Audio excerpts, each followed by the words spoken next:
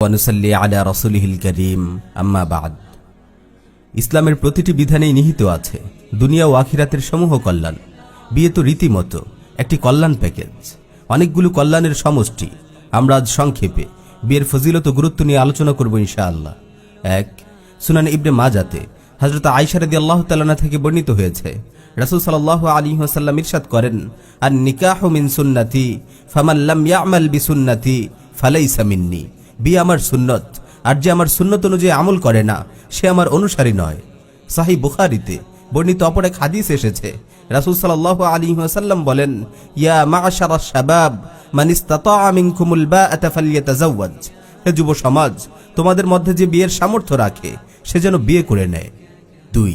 বিয়ের মাধ্যমে স্বামী স্ত্রী নিজেদের চরিত্রকে পবিত্র রাখতে পারে, শয়তানের ধোঁকা ও প্রতারণা থেকে বেঁচে থাকতে পারে।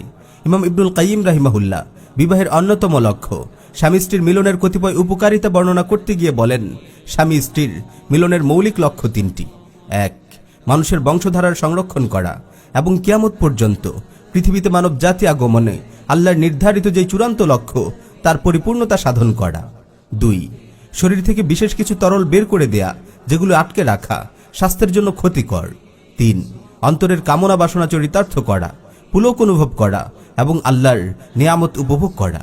মিলনের মাধ্যমে বেহেশতে কেবল এই তৃতীয় লক্ষ্যটি অর্জিত হবে, কেননা বেহেশতে মানুষের বংশবৃদ্ধি যেমন হবে না, তরল বীর্যপাত হবে না। ৩.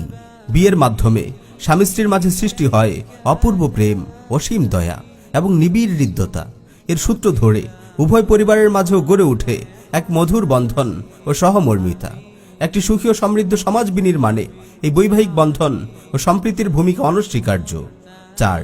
বিয়ের মাধ্যমে অর্জিত হয় সন্তানের মতো অমূল্য নেয়ামত। অব্যাহত থাকে মানুষের বংশ পরম্পরা।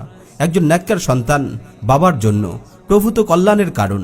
মৃত্যুর পর জারি থাকে পুণ্য কল্যাণের এই ধারা। সহিহ মুসলিমে এসেছে, রাসূল সাল্লাল্লাহু আলাইহি ওয়াসাল্লাম বলেন, ইযা মাতা ইবনু আদম ইনকাতা আমালুহু ইল্লা মিন সালাস। আদম সন্তান যখন মারা যায় তার আমল বন্ধ হয়ে যায়, তবে 3টি উৎস থেকে আমলের ধারা জারি থাকে।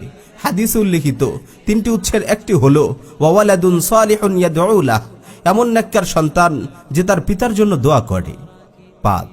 বিয়ের পর স্বামী স্ত্রীর জন্য খরচ করে, স্ত্রী স্বামীর প্রতি বিশ্বস্ত থাকে এবং উভয়ই পরস্পরকে ভালোবাসে, সাহায্য করে, মধুর আচরণ করে। এসবের মাধ্যমে তারা অনেক নেকি ও সওয়াব অর্জন করে। রাসূল সাল্লাল্লাহু আলাইহি ওয়াসাল্লাম বলেন, মা কাসাবার রাজুলু কাসবান আতইয়াবা মিন আমালি ইয়াদিহি ওয়া মা আনফাকার রাজুলু আলা নাফসিহি ওয়া আহলিহি ওয়া ওয়ালাদিহি ওয়া খাদিমিহি ফাহুয়া লাহু সাদাকাহ। নিজের হাতের উপার্জনের চেয়ে উত্তম কোনো জীবিকা নেই। মানুষ নিজের জন্য এবং আপন পরিবার, সন্তানাদি ও কর্মচারীর জন্য যা খরচ করে তা তার জন্য সাদাকা হিসেবে গণ্য হয়। ৬. সন্তান জন্মদান, তাদের প্রতিপালন, সঠিকভাবে তালিম তেরবিয়ত প্রদান এবং দ্বীনের দায়ী ও উম্মার কাণ্ডারি হওয়ার যোগ্য করে গড়ে তোলা অনেক বড় সওয়াবের কাজ। ৭. বিবাহ রিজিক বৃদ্ধি ও বরকতের কারণ। আল্লাহ তাআলা বলেন, ওয়া আনকিহুল আয়ামা মিনকুম ওয়াস সালিহিনা মিন ইবাদিকুম ওয়া ইমাইকুম ইন ইয়াকুনু ফুকারা ইউগনিহিমুল্লাহু মিন ফাদলিহি ওয়াল্লাহু ওয়াসিউন আলিম। তোমাদের মধ্যে যারা অবিবাহিত, বিধবা, তাদের বিবাহ সম্পাদন করো, এবং তোমাদের দাস ও দাসীদের মধ্যে যারা সৎ তাদেরও। তারা অভাবগ্রস্ত হলে আল্লাহ নিজ অনুগ্রহে তাদেরকে অভাবমুক্ত করে দিবেন। আল্লাহ তো প্রাচুর্যময়, সর্বজ্ঞ।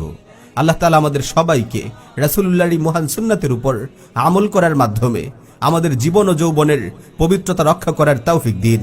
আমিন ইয়া রাব্বাল আলামিন।